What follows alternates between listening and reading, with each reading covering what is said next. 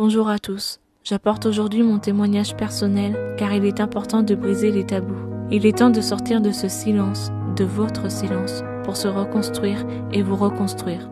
À l'époque, j'avais 14 ans au moment des faits. Je ne faisais rien de mal, je traînais avec des amis pas très loin de chez moi. Et vient le moment où je devais rentrer. Une connaissance de mes amis se propose de me raccompagner chez moi en scooter. J'accepte, ne sachant pas ce que j'allais vivre. Ma première agression sexuelle sous la menace d'un couteau. Par chance, je m'en sors indemne. Puis vient au tour de ma deuxième agression, sur mon lieu de travail. Je suis aide à domicile et cela s'est passé chez un de mes anciens bénéficiaires.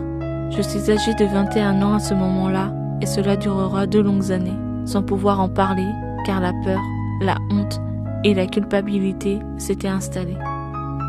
La personne qui m'a aidée et m'a soutenue en premier lieu est ma compagne. Elle m'a encouragée à voir une thérapeute. Cela fait maintenant plus d'1 an que je poursuis une thérapie et j'ai pris la décision de déposer plainte. Une grande étape pour moi qui est toujours en cours. Puis mon entourage a été mis au courant, cela était important pour moi de leur annoncer et j'ai de suite été épaulée. J'étais dans une phase de déni jusqu'au jour où tout a refait surface en participant à cette fameuse marche féministe du 23 novembre 2019. J'ai souffert d'amnésie traumatique comme la plupart des victimes et de stress post-traumatique, puis la dépression s'est installée.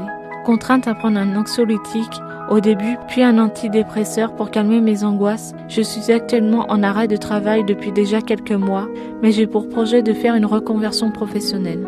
À toutes et tous qui ont vécu des actes aussi cruels que soient viol, agression sexuelle ou même des violences conjugales, je tenais à vous dire que vous n'êtes pas seul. Il faut parler, il faut libérer la parole. Vous vous sentirez soulagé et vivrez avec un poids en moins. Et croyez-moi, c'est vraiment libérateur. Garder tout pour soi n'est pas la meilleure des solutions.